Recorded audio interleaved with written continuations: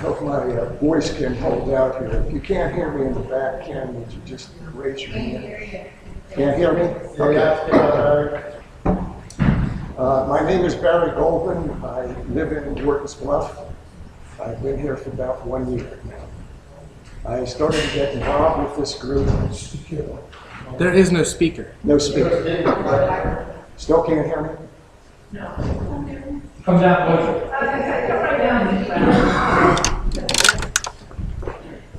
Good job.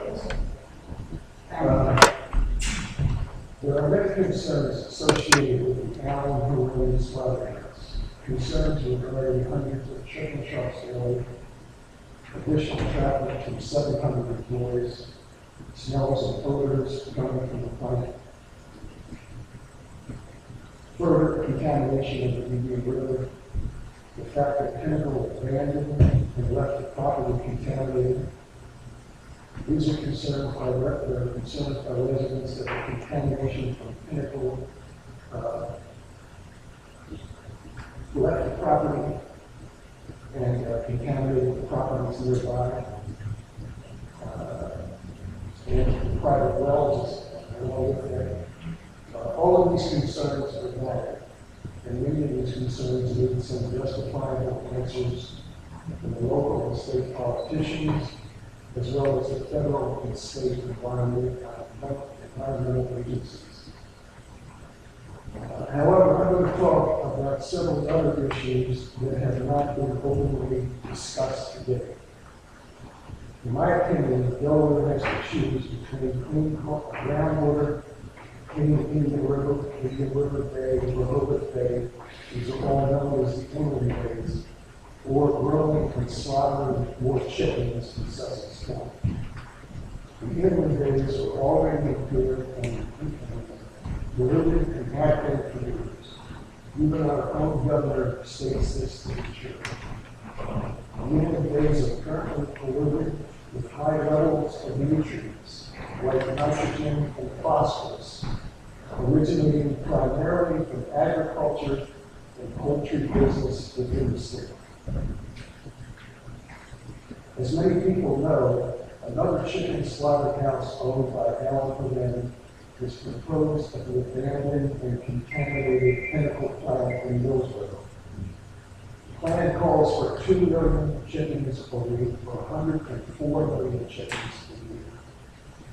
The U.S. Department of Agriculture states that a chicken broiler house of 22,000 chickens contains as much phosphorus as in the sewage of a community of 6,000 people. That's one house. That's 22,000 chickens at a time, 6 or 7 turnovers, approximately 132,000 chickens a year, produces the same amount of phosphorus as a community of 6,000 people. That would be 1.5 times the size of the town of Millsboro, one house.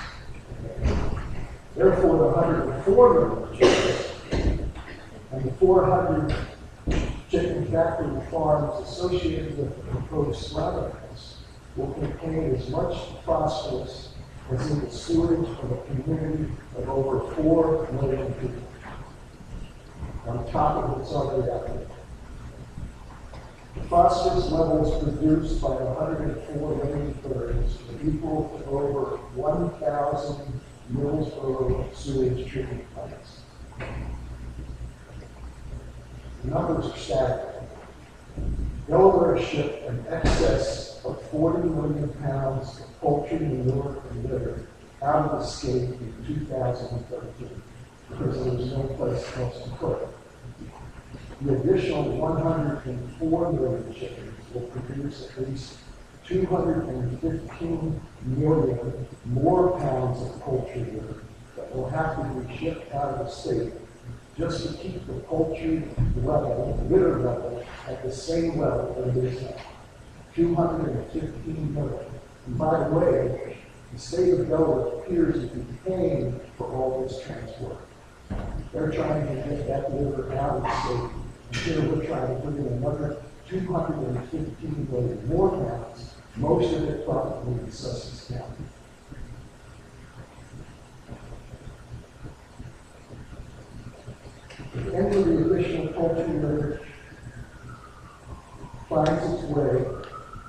using groundwaters, rivers, and streams leading to the inland bays, it will only add to the existing pollution. At least 10%, by people's estimates, at least 10% of the nitrogen and phosphorus will likely find its way into the groundwater from the local surface waters and follow its way into the inland bays. 10% of the nitrogen and phosphorus contained in this additional litter that's produced. Poultry people and nutrient management people within the state will tell you that they have had nutrient management plans and nutrient relocation plans in operation for years. And that's great, and it should definitely continue. The fact still remains that the inland bays are still polluted, even with these ongoing nutrient plans.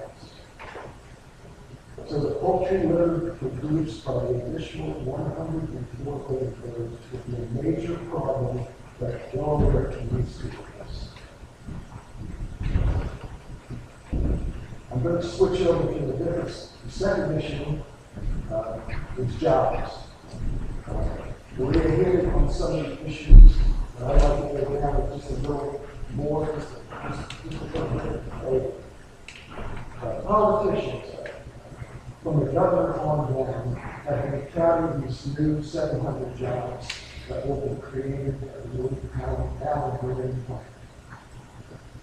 The Mount Air CEO recently stated that he could easily take on 300 people at $13.10 an hour, plus benefits, but local people would not take the jobs.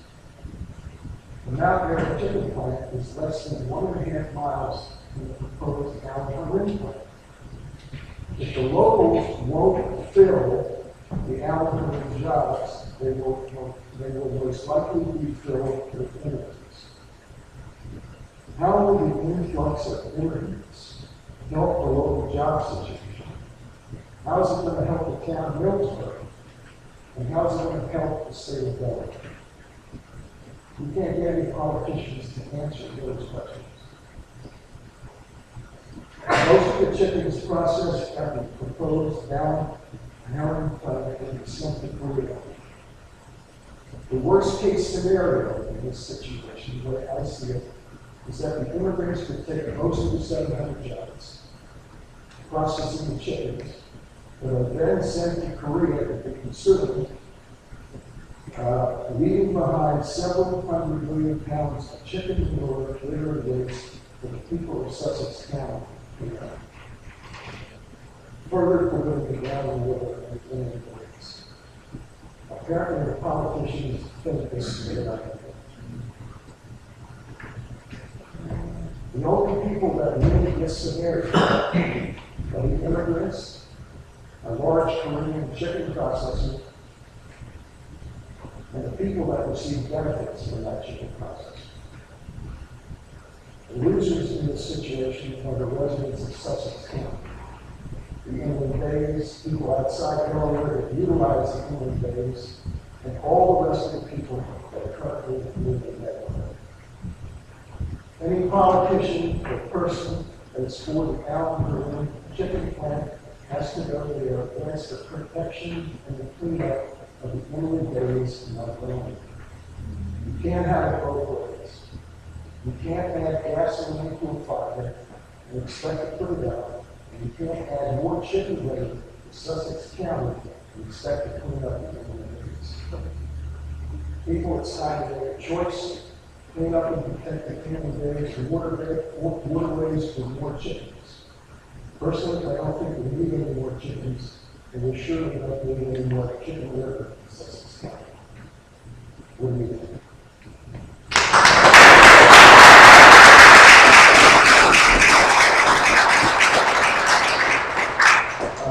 Open any questions on that? Jay? I got something to say. This is just in the paper a week ago, or 3 or 4 days ago, and they talked about, immigrants here. I'm not against immigrants or anything, but immigrants send back out of the United States something like, I don't know, $300 or $400 billion a year that doesn't go into the economy of the United States, to keep this whole process going. Now, that was a startling figure to see that, Well, That's another a fact. That's a part fact. of that would be, and 200, 300, 400, 500 immigrants work at the plant. That doesn't count on the families that come over with them. So that number needs to go from 1,000, 2,000, 3,000 people. And the problem with it would be, my understanding, and I don't know the mayor of Millsboro, about passing in the street, but he's for it.